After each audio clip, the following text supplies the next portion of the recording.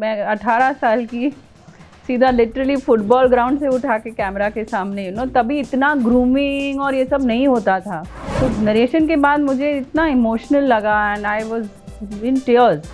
Dream role कभी कोई करता नहीं, क्योंकि करने के बाद लगता है अभी ये दूसरा ड्रीम है, अभी ये मेरा ड्रीम रोल है। पापा पहले होते थे बहुत स्ट्रिक्ट, लेकिन अब जाकर एक अलग फ्रेंडशिप बॉन्ड बहुत स्ट्रॉन्ग है हम दोनों का साथ में। पहले पापा बहुत स्ट्रिक्ट होते थे, अभी। नमस्कार, आप देख रहे हैं लहरें और मैं हूं रेहान हुसैन। हाल ही में राष्ट्रीय फिल्म पुरस्कारों की घोषणा हुई है और सभी कलाकारों को उनकी मेहनत के लिए सम्मान दिया गया है। इन्हीं में से एक फिल्म है एक दुआ। हालांकि यह फिल्म नहीं है, एक शॉर्ट फिल्म है नॉन फीचर कैटेगरी में, जिसे प्रोड्यूस किया है ईशा देवल तख्तानी ने और इसमें एक्ट भी इन्होंने ही किया है।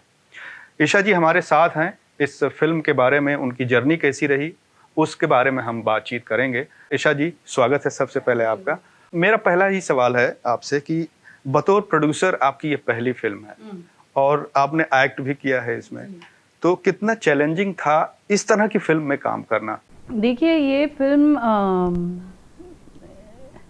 का जो कहानी है एक दुआ, फीमेल फिटिसाइड पर जी टॉपिक को लेकर हमने बनाया है।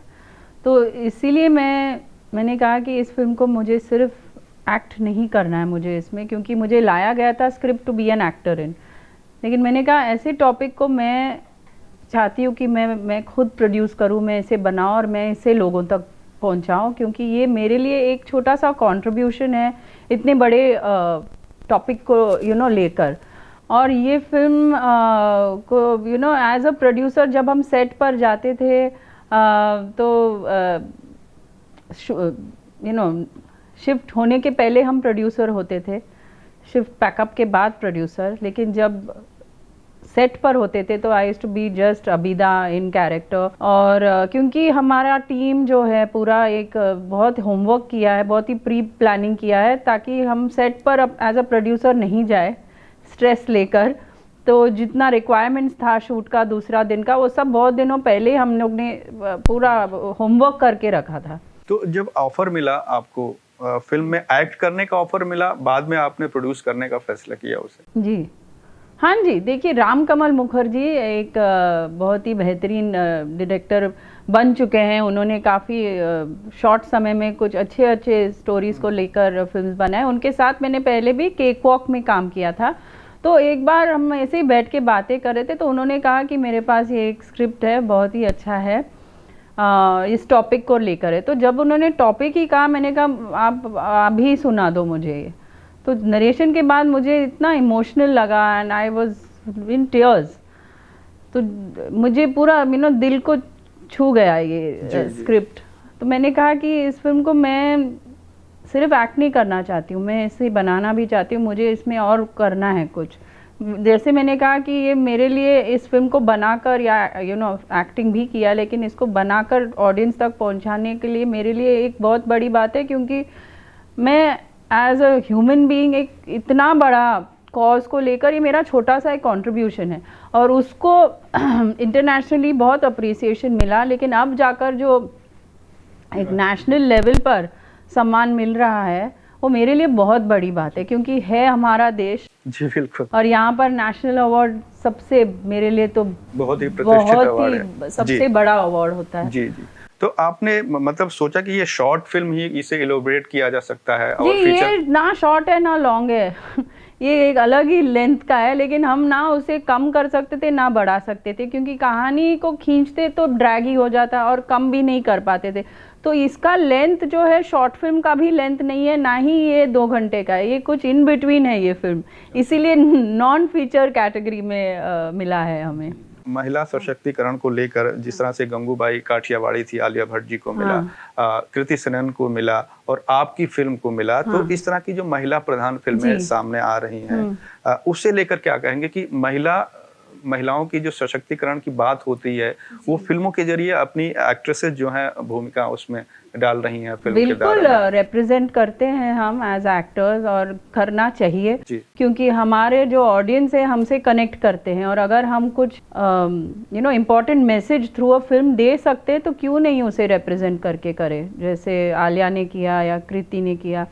एक दुआ में भी जो टॉपिक को लेकर जो माँ का रोल मैंने किया है, वो बहुत से लोगों को समझ सकता है। वो जो अबीदा का जो पेन, जो दुख हुआ है उसे, वो बहुत लोग समझ पाएंगे। तो उसे रिप्रेजेंट करके एज एन एक्टर हम एक्ट कर रहे हैं जी। हम वो तो नहीं है, लेकिन हम उस किरदार में घुस जाते हैं और वो कैरेक्टर प्ले करते हैं।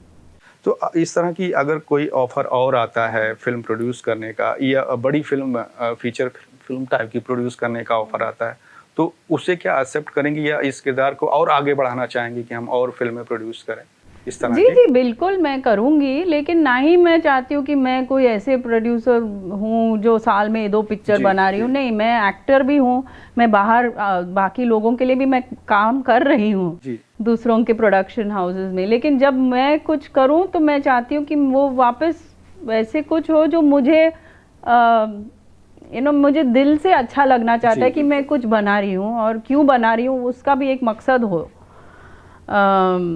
तो एक स्क्रिप्ट है, हम उस पर काम कर रहे हैं, अभी टाइम लगेगा उसको। आपकी एक और फिल्म पाइपलाइन में है मैं करके, उसके बारे में थोड़ा सा अगर बताएं। जी, वो एक साइकोलॉजिकल थ्रिलर है। अमित साध उसमें हीरो है मेरे साथ, और उसमें भी एक बहुत ही अच्छा स्टोरी है, अच्छा मैसेज है। और अभी हमने शूटिंग ख़त्म किया है, तो अभी पोस्ट प्रोडक्शन और डबिंग वो सब बाकी है। अगर हम बात करें आपके पूरे करियर की, तो आपने शुरुआत जब की है फिल्म कोई मेरे दिल से पूछे, तो ये भी एक अलग तरह की फिल्म थी, एक चैलेंजिंग रोल था आपका। जो आप हैं वो उस रोल में नहीं है, काफी टफ कैरेक्टर था। तो वो कितना चैलेंजिंग था बतौर मतलब एक्ट्रेस? जी, वहाँ पर तो मेरे जो एक तो प्रोड्यूसर बोनी कपूर जी और श्रीदेवी जी भी साथ में होते थे, तो उन्होंने सबने मिलकर बहुत काम किया मुझ पर। और मेरे जो डायरेक्टर है विनय शुक्ला जी, जिन्होंने डायरेक्ट किया, सब ने मिलकर मैं 18 साल की सीधा लिटरली फुटबॉल ग्राउंड से उठा के कैमरा के सामने, तभी इतना ग्रूमिंग और ये सब नहीं होता था। पता था कि हाँ मुझे एक्ट करना है, मुझे ये किरदार प्ले करना है, लेकिन एक रॉनेस था उसमें जो अब देखते हैं तो मुझे बहुत अच्छा लगता है। वो रॉनेस जो आजकल इतने रॉ नहीं निकलते लोग, जो वो टाइम पे होता था। बहुत से एक्टर्स हम सब काफ़ी एक रॉनेस के साथ आते थे। तो बतौर एक्ट्रेस ही आप अपना शुरुआत करना चाहती थी, या फिर डांसर के तौर पे? मैं डांस करती हूँ, मिमिक्री भी आप बहुत करती हूँ। मैं मतलब मैंने बचपन में बहुत मिमिक्री किया है, और मेरे जितने फैमिली मेम्बर्स हैं उन सबको लेकर एक मेरे घर में मेरी नानी को सबको एंटरटेन करती थी। तो तब से वो एक शौक था, नाच गाना और ये सब करना। दूसरी फिल्म में आपने ऋतिक रोशन और सैफ अली खान के साथ आपने काम किया। वो एक साथ 2 फिल्में आपने साइन की, लेकिन कोई मेरे दिल से पूछे पहले रिलीज हो गई। तो इस बड़े स्टार के साथ, मतलब ऋतिक रोशन या फिर सैफ अली खान के साथ काम करने का अनुभव अगर कुछ? जी, तभी तो ऋतिक और हम सब ओपनिंग थी, शुरुआती दौर था। हाँ, हम दोनों सब ऑलमोस्ट सेम टाइम पे शुरू कर रहे थे। सैफ ऑलरेडी वाज एस्टैब्लिश्ड, और तो वैसे तो हम देखकर नहीं काम करते कि सैफ एक ऑलरेडी एस्टैब्लिश हुए थे, ऋतिक और मैं साथ में, मतलब उनका एक पहला पिक्चर आया था, लेकिन कंफर्ट लेवल इतना होता है, एक दूसरे को जानते हैं, तो एक मज़ा आता था सेट पर। आपको किस तरह की फिल्में करना पसंद है, या महिला प्रधान फिल्में, या एक्शन करना, या रोमांटिक फिल्में, किस तरह की फिल्में? जी, एज एन आर्टिस्ट तो हर जॉनर को एक्सपीरियंस करना एक अलग ही मज़ा होता है, चाहे वो एक्शन हो या कॉमेडी हो या रोमांस हो या थ्रिलर हो, जो मैंने काफ़ी कर भी चुकी हूँ। लेकिन I think main thing the hero of any film is a story. जी, चाहे वेब सीरीज हो या फिल्म हो, स्टोरी अगर अच्छा मिले और उसमें किरदार कुछ मज़ेदार हो कि और लगे कि, और कभी कभी क्या होता है ना आर्टिस्ट को कि अभी मैंने एक कॉमेडी फिल्म ख़त्म किया, तो मैं चाहती हूँ कि मैं कुछ एक्शन करूँ। तो हम लोग I think we like to fluctuate, at least I like to. कोई मेरे दिल से पूछे में एक इंसिडेंट हुआ था कि आपने रियल एक्शन, वहाँ पे इतना मतलब जोश था आपके अंदर कि आपने जो है वहाँ पर जो है रियल एक्शन कर दिया था, सर पे चोट लग गई थी। गलती हो गई मुझसे, मुझे नहीं पता था, मैं न्यू थी, और वो भी रियल नहीं था, वो सब फाइबर ग्लास का बना हुआ था। तो वो खाली संजय जी को जोक करने का बहुत शौक है, ऐसे मैंने नहीं किया जबरदस्त। अच्छा, आपके अगर हम करियर को देखें पूरे, तो आप जब शादी के बाद फिर से जब कमबैक किया आपने वेब सीरीज हंटर या फिर रुद्रा, तो फिल्म, टीवी और वेब सीरीज में क्या मतलब कितना आर्टिस्ट को काम करने की आज़ादी होती है उस हिसाब से आप? जी अभी क्योंकि इतने सारे OTT जी। प्लेटफॉर्म्स हैं, उतने ज़्यादा स्टोरीज लिखे जा रहे हैं, वो नए डायरेक्टर्स, स्क्रिप्ट राइटर्स, एक्टर्स, तो वैरायटी काफ़ी है। ओके और लेकिन हमारे लिए जब हम सेट पर जाते तब ये नहीं सोचते कि हम वेब सीरीज़ के लिए शूट कर रहे हैं या फिल्म के लिए। एक जी। स्टोरी है, हम उसमें ये प्ले कर रहे हैं, तो वो हिसाब से हम पहुंचते हैं काम पर। अच्छा, आपको कभी कुछ पछतावा हुआ कि हमने कोई फिल्म साइन नहीं की, अगर ये फिल्म मैंने साइन कर ली होती? जी कुछ फिल्म्स होते थे तभी जो कुछ रीजंस के लिए नहीं कर पाए, चाहे डेट्स के वजह से हो या कुछ भी, तो है कुछ फिल्म्स ऐसे, लेकिन जिन्होंने बाद में जाकर किया उन्होंने भी बहुत ही बढ़िया काम किया उन फिल्म्स में। आपका जो ड्रीम रोल है आपने कर लिया है या अभी बाकी है? ये ड्रीम रोल कभी कोई करता नहीं, क्योंकि करने के बाद लगता है अभी ये दूसरा ड्रीम है, अभी ये मेरा ड्रीम रोल है, फिर वो हो जाने के बाद और एक ड्रीम रोल मतलब एक होता है। आर्टिस्ट को तो एक artist is always dreaming. I think her artist एक ड्रीमर होता है। टेल मी खुदा को लेकर कुछ अगर बताना चाहें, क्योंकि आपने अपनी माँ हेमा मालिनी के डायरेक्शन में काम किया, जी। प्लस उसमें आपके पिताजी धर्मेंद्र जी भी थे, जी तो वो कैसा एक्सपीरियंस रहा वो है? बहुत ही स्वीट एक्सपीरियंस था। और पहले बार देखो मम्मी के साथ तो एटलीस्ट हम स्टेज पर डांस करते हैं और इंटरव्यूज भी सब करते हैं, लेकिन पापा के साथ पहली बार उनके सामने डायलॉग बोलना, ये वो थोड़ा अंदर से मैं बहुत ऐसे होती थी, लेकिन बाहर से मैं दिखाती थी कि मैं ठीक हूँ, लेकिन अंदर से एक इमोशनल बहुत फीलिंग होता था कि ये दिन आया कि मैं पापा के साथ कर रही हूँ। तो पापा और मम्मी में स्ट्रिक्ट ज़्यादा कौन है, मम्मी है या पापा? मम्मी। पापा पहले होते थे बहुत स्ट्रिक्ट, लेकिन अब जाकर एक अलग फ्रेंडशिप बॉन्ड बहुत स्ट्रॉन्ग है हम दोनों का साथ में। तो पहले पापा बहुत स्ट्रिक्ट होते थे, अभी इतने नहीं। अच्छा जी, राखी का त्योहार आ रहा है, कैसे सेलिब्रेट करेंगे? जी जैसे जैसे सब करते हैं, बहुत ही खूबसूरत त्योहार है भाई बहन का रिश्ता को लेकर, और उसे सेलिब्रेट करने का एक दिन मिलता है, तो सब साथ में अच्छे कपड़े पहनते हैं, मिठाई खाते हैं, राखी बांधते हैं और पॉकेट मनी का इंतज़ार करते हैं अपने भाई से। देओल परिवार में इस वक्त खुशियां ही खुशियां हैं। राष्ट्रीय पुरस्कार भी आ चुका है, गदर 2 हिट भी हो चुकी है।